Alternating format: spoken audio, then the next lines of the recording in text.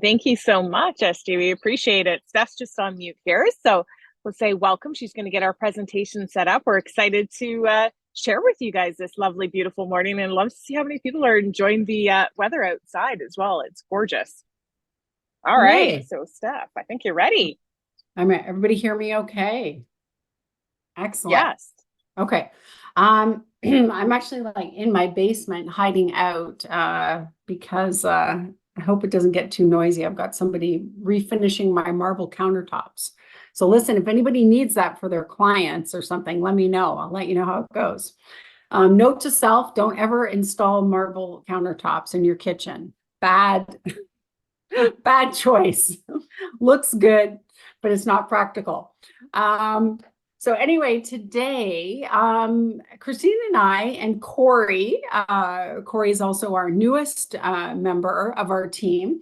We're super excited to let you know that Real Estate Christmas is actually coming. And there are some really great opportunities in the market. And I love the speaker that we had last week, Sean, because he actually alluded to, and a lot of some of the things that he was talking about with regards to social media and things like that, there's going to be some little tidbits in this. So it's a good way to kind of piggyback off that. So let's get started. Here we go. Okay. So as you can see, there is a uncanny resemblance between Tiff Macklin and the Grinch here.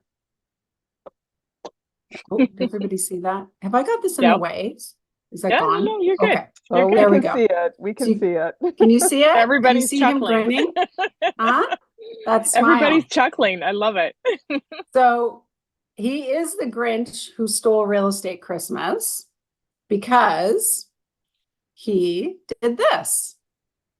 He is responsible for this red line. Okay.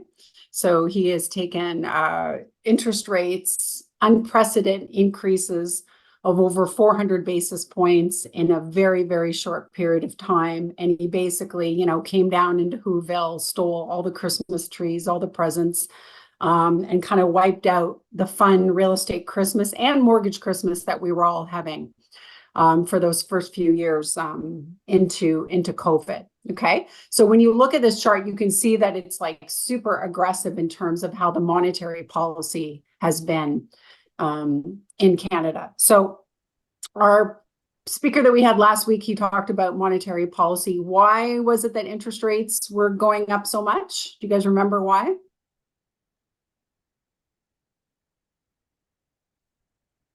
Because of the big bonds.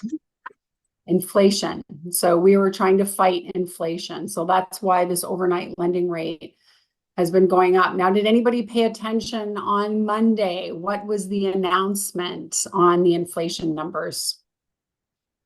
It's come down, and they are predicting that the rates are going to change in June rather than July. Excellent. Good job. Good job, Faye and Anna. Yes, exactly.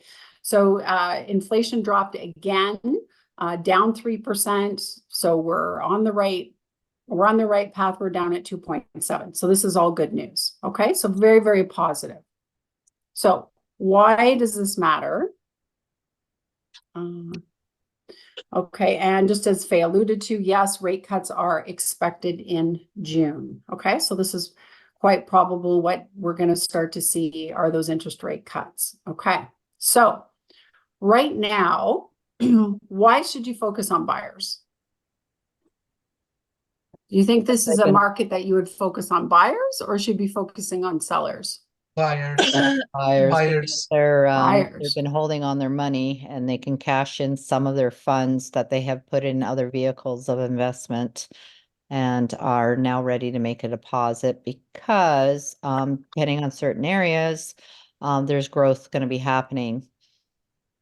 Yeah, exactly. And there's some opportunity because the market is a little bit slower, right? We know that real estate prices have come down and there's some opportunity here. So particularly if someone is a buyer, a first-time buyer, they're probably renting right? And a lot of their landlords are very happy, and they're happy because of this chart. So you can see that there's huge increases on rents that are coming up. So people moving leases. So in Toronto in particular, we've seen the largest increase in rents. And just last month, the average rent increased by 13.7.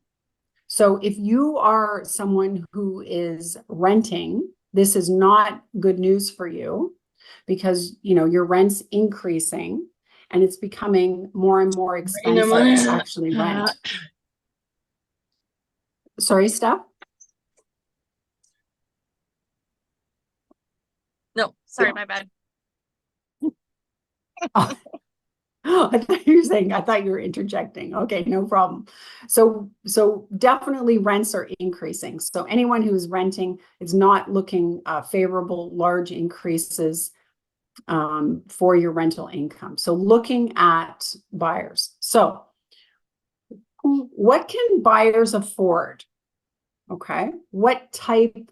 So when I'm looking for the answer here, I'm looking for what type of product is it that you could sell to first-time buyers or most buyers?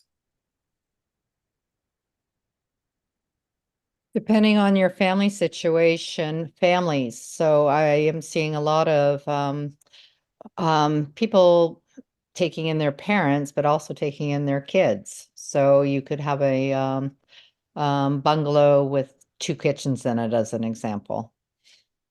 Yeah, so we're putting multi-family generations in there. Yeah. For the first Somebody part. had their hand up. Yeah, for the Siobhan, first. Oh, Oh, hi. I was going to say, you could buy a detached or semi-detached with a lower suite, which was just mentioned, to help with rental income, to help them with their payments, to make it more Yeah. affordable. Yeah, Or- exactly. But if you have very, very limited down payment, like what did you buy the first time you bought a house? Does anybody remember? Like what are Condo. people It's embarrassing. Condo. I can't spend it. Condo? Condo, who yeah. said Condo. Yeah. No. Yes, condos. And what in particular is happening with the condo market right now? It's going down. There are more listings for condos than there are buyers. Yes. So it is actually a full-fledged buyer's market for condo listings. And how do you argue with the condo fees? That's where I'm finding, I agree that the market's going down in the condo market, but people are saying, I don't want those condo fees, and they're high. Right. That's a And mortgage. I usually say that that's your first buy, not the last one. You're not gonna stay Yeah. here forever. You just want to build the equity to buy the next Yeah. one. Exactly. And here's the other thing. If you are paying rent, you're paying 100% of your rent to a landlord. If you're even if it is a condo, and like Anna said, this is your first step, at least, you're paying your own mortgage and you're building equity in your own property and you're getting appreciation of that property. So 2 things, you're paying down the principal and you have appreciation of equity you have appreciation in the value of the actual property, right? So at least you own something. Anna, go ahead. No, you're just on mute, Anna. No, okay. I remember when Stephanie once said, you buy the house no matter what. You buy the house for yourself or for the landlord. Yep, exactly. So looking at the condo market, it's very, very promising for some of those first time, like things are a little challenging, right? And so this is opportunity for attracting some buyers into your network, right? If you're letting people know, hey, you don't want to go in bidding wars. Well, guess what? In the condo market, there's not a bidding war, right? There are more listings than buyers. It's a buyer's market. So one of the reasons why we're starting to see some of the condos come into the market now, when we talk about small investors, we're talking about people that, have purchased, maybe 1 or 2 rental properties. So what percent of the condo market do you think is owned by real estate investors? Like these small real estate investors.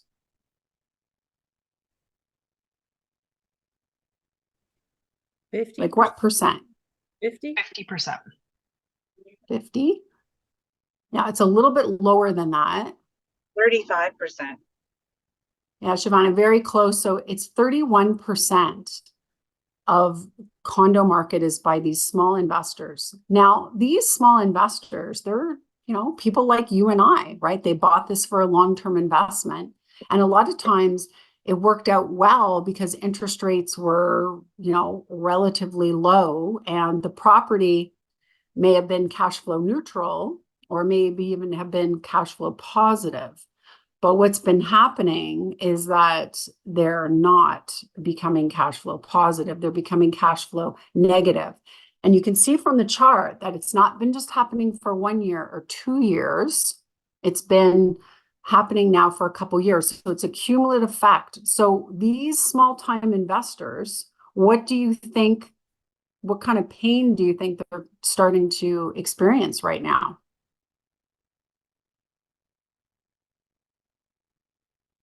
Well, they have their own mortgage payments that are going up, and now they have to top up these payments to meet the mortgage, right? And the maintenance fees, because the rent isn't covering it. Exactly. Negative cash flow. So they're going to start dumping these back into the market. Why there's so much more inventory right now, but they think there's even more coming. Exactly. Yes, exactly. Even more is going to come because we know the bulk of those properties in terms of renewals is going to be into 2025 and 2026. So absolutely. So not only like people who have purchased these properties been hanging on to them. So like you said, they're starting to feel the crunch. I mean, everybody, you can probably think of ways to, make up the difference, $500, $1,000, but can you continue to make that up over a 2-year period? No. The other situation is that there are a lot of people who bought pre-construction condominiums and now they're coming to market. And there's units in buildings where there's 20, 30 units that are still sitting vacant that are not rented.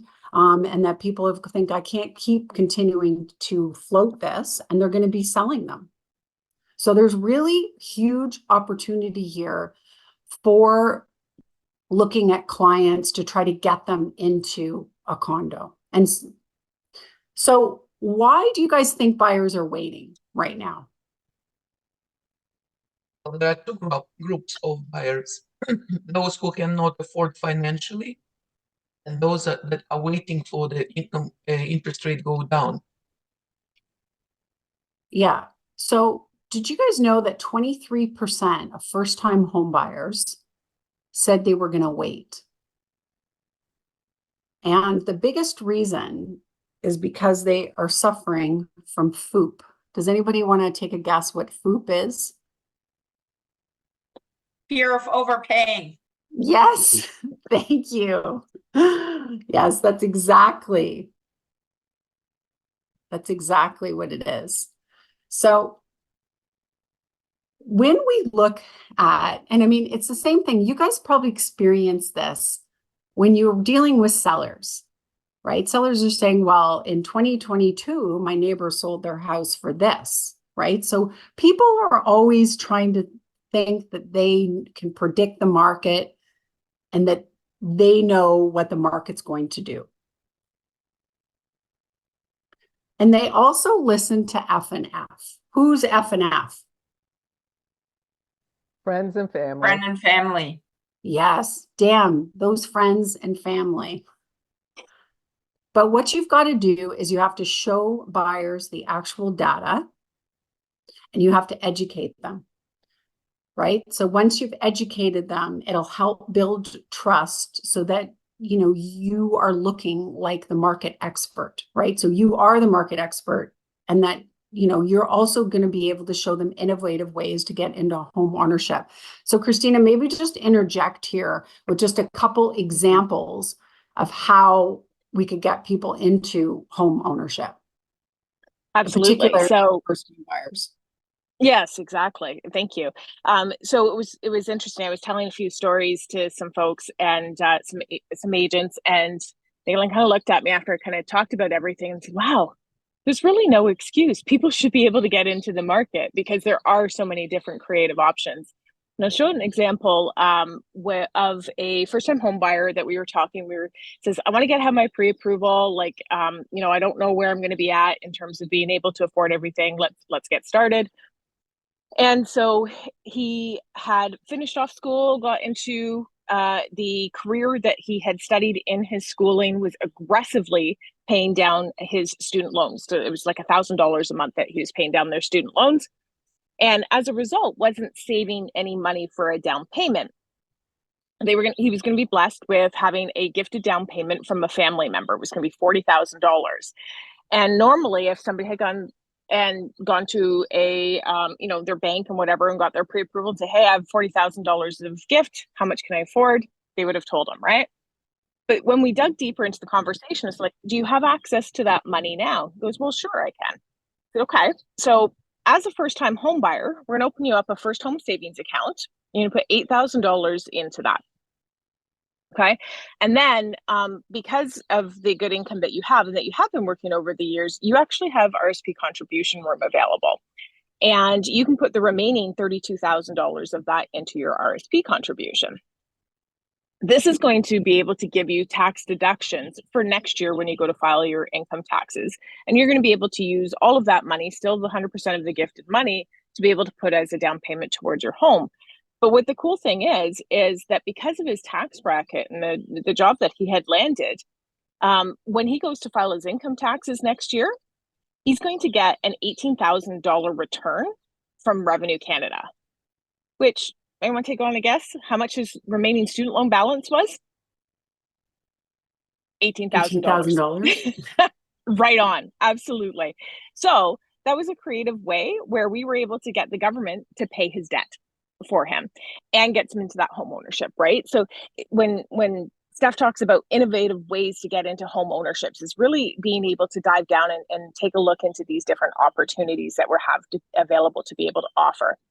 In today's environment, the bulk of the equity that exists, the home equity that exists, rests with our senior population, right? They have the greatest amount of home equity that is available. And now more than ever, we're starting to see where there is family members that are looking to be able to support their children by gifting some of that equity that we have available, and doing so in such a way that has little to no financial impact on the gifter, right?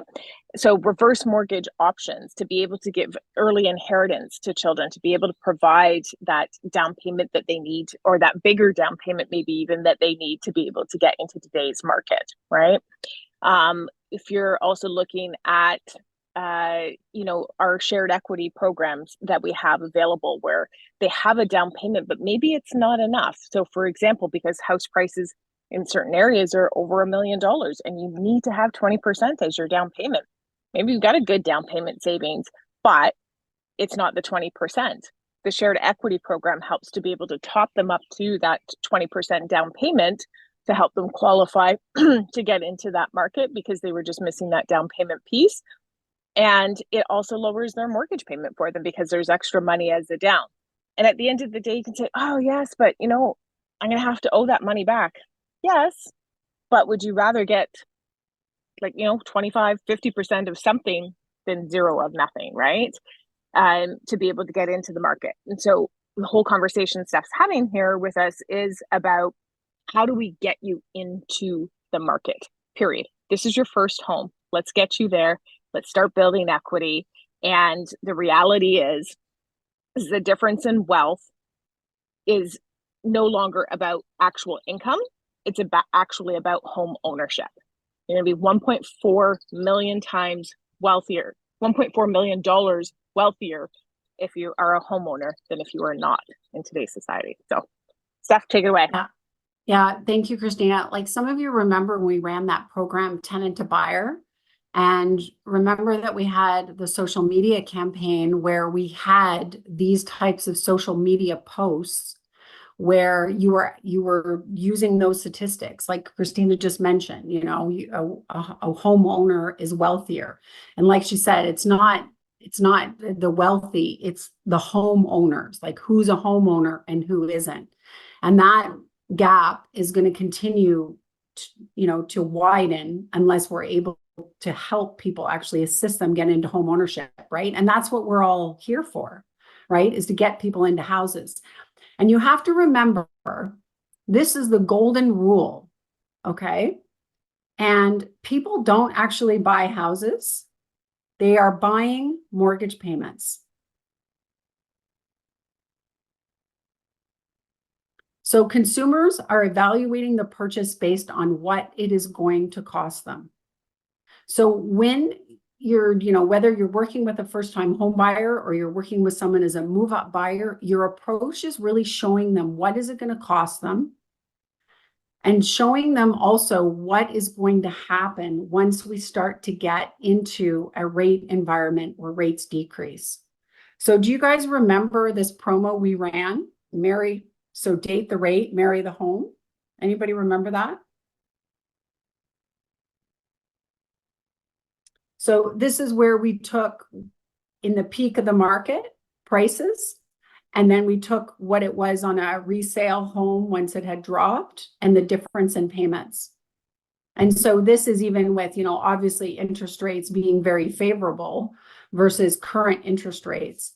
And we were showing the strategy was that even in this current environment, with prices a little bit softer, getting into that home still costs you the same amount of money, even if interest rates were the same, or it costs you less per cash flow, because the price of what you're buying is much less than what it was in the peak. And believe me, we are going back to that peak, okay? And all that craziness is going to come back, okay? So what is going to happen when rates drop? I kind of already gave it away. Buyers are gonna flood the market. Prices Yeah. are going to go up. Yeah. And this is what's going to happen. So if you look at the chart on the left, change in housing prices, okay?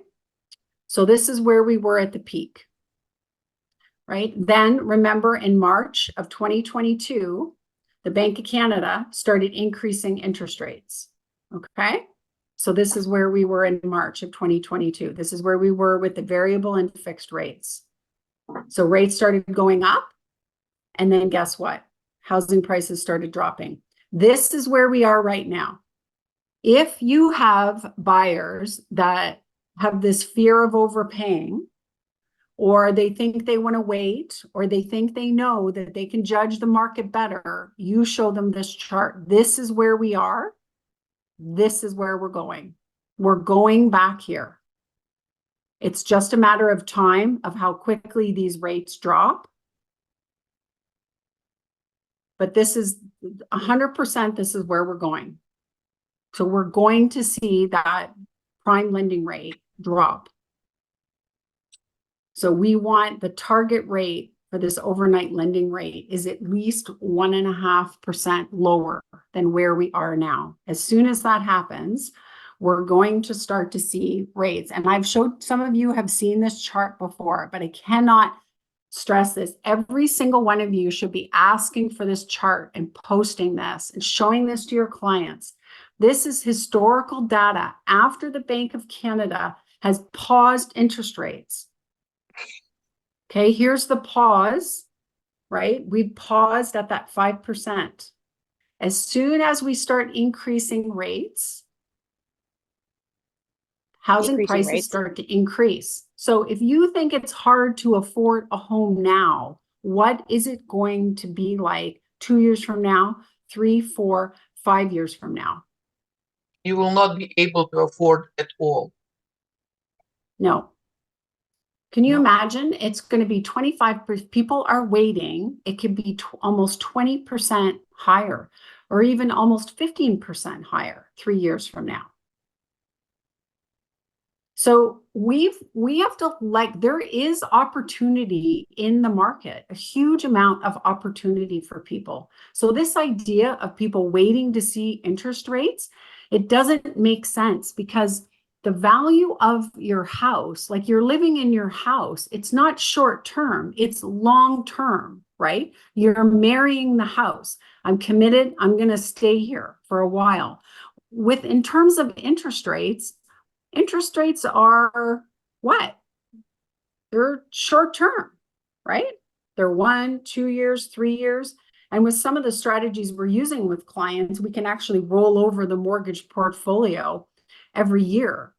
But it's a short-term commitment, but the house is a long-term commitment. And people are unfortunately so focused on interest rates, right? And they're not looking at the bigger picture. So if you can buy the same house for 20% less or 10 or 15% less now with a slightly higher interest rate, and maybe there's some debt consolidation, maybe there's some creative things we can do so your cash flow, is improved, or it's the same, but we get you into the house before it goes up by 25%. One of the things to point out, Stephanie, you can go back to that chart just for 1 second, is this is the recovery of new home prices following the Bank of Canada rate hike pause. So the Bank of Canada actually paused almost a year ago, right? So we're already starting to see a slight lift. This summer, we're entering into that second year of that pause, right? So they're only going to keep snowballing in terms of rates now. Yeah, so we're starting to see in some of these, the price gains we're in for these regions, you can already start to see, just as Christina was saying, that we're seeing the prices starting to increase in some of these, in these regions. And then overall, these are the house expectations for this year. So look at Ontario, 5%. So we're right on track with where that's going to be. These are all like infographics that you guys can use in your business, in, whether you want to use them on LinkedIn or in your social media. So, people think that the mortgage payment as share of pre-tax income is tough right now. It's only going to get tougher. So unless Alberta, right? So unless everybody wants to go to Alberta and be a real estate agent where, for housing prices and, and incomes are actually very high in Alberta, it's normalized. But this is where we live. We live on the blue line here, guys, right? And so we really, really have to educate clients to let them know that this is a huge opportunity. Sorry, Anna, go ahead. You had your hand raised. I was just going to ask, where can we get all these charts? Yeah, so what SG will send out a package with some of these charts. So this is the thing.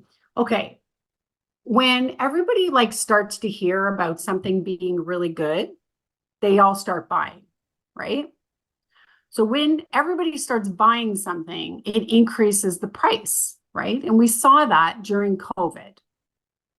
So unfortunately, people are kind of like sheep, but we can't let our clients be sheep. Don't let them go with the herd. Start taking your clients and educating them about this stuff now, rather than waiting and we get into a situation where things are super hyper competitive.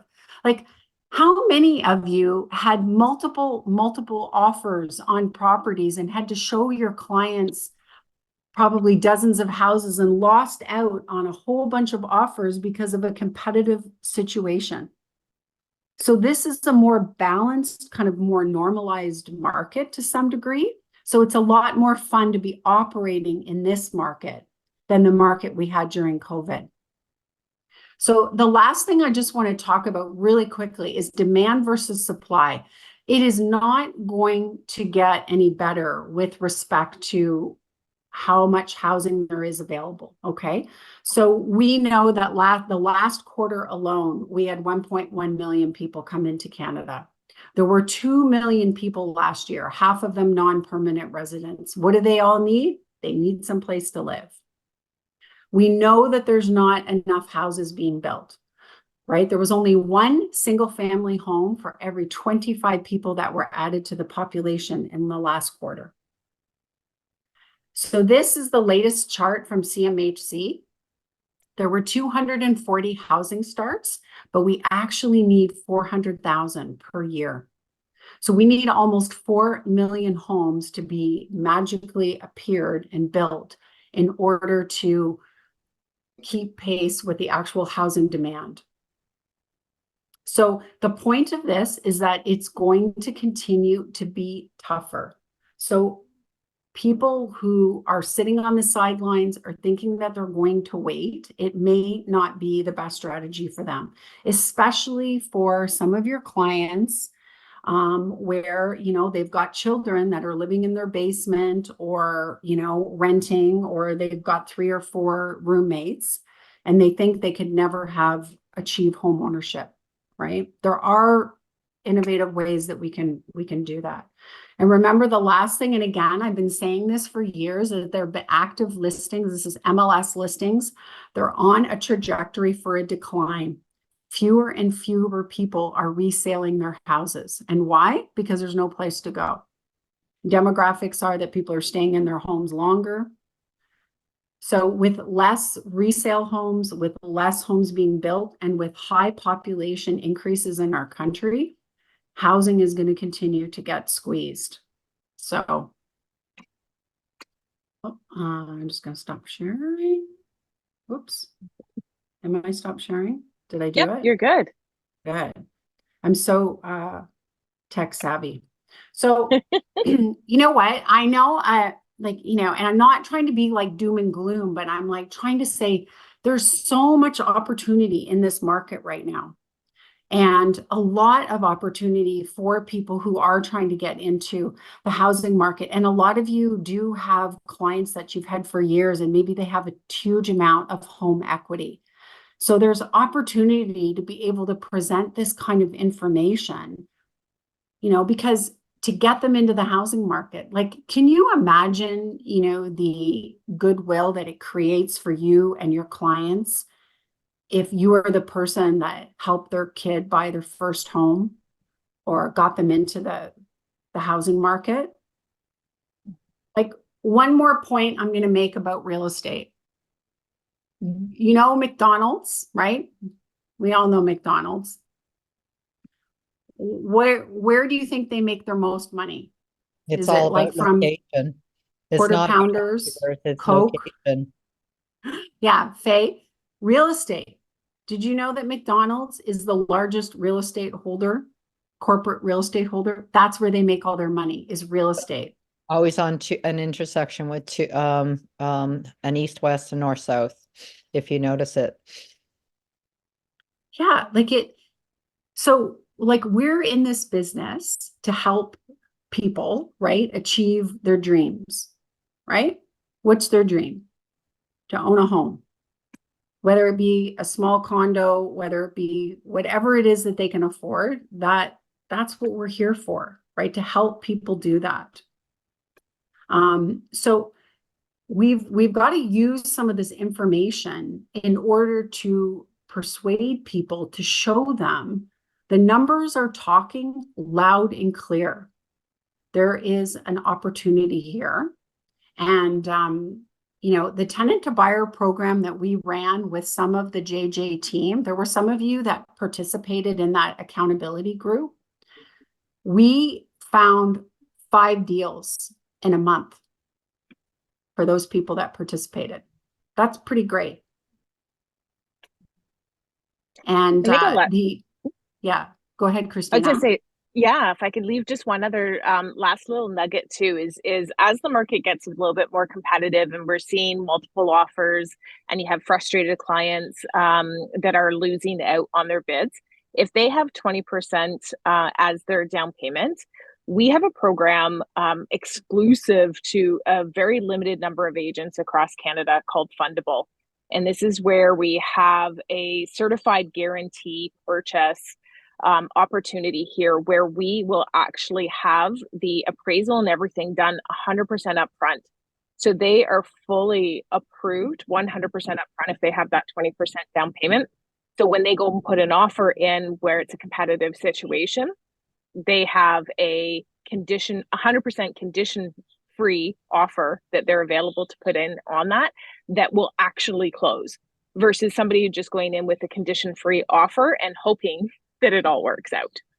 So that is going to give you a bit of a competitive edge. So if you've got those frustrated clients that are looking for a solution, come talk to us. So good. Does anyone have any questions before we head into the rest of this amazing day? Okay, amazing. Folks, So you heard use it here these- first. Real estate Christmas is on its way. It Don't be your is, own it Grinch. is, Get I'm out telling there. you. Technically, real estate Christmas is already here. It is. And the present is there. You just have to open it, right? Just take advantage of these market conditions. It's very, it is positive, right? I know I sounded negative. I'm negative if people don't take action, but if you take some action, it can work out really well for you. And we're happy to, SG is going to send out some of these infographics. And if you want information on how to use them or how to post them, Christina, Corey, and I, we have tons of Canva posts that we would love to share with you. So amazing. Thank you, ladies, so much for gifting us your time this morning and letting us know that we can be our own Santa. So folks, get out Yes. there. Your soul should be lit on fire. Go out there and Exactly. make great things happen today. Thank you so much and have a fantastic day, everyone.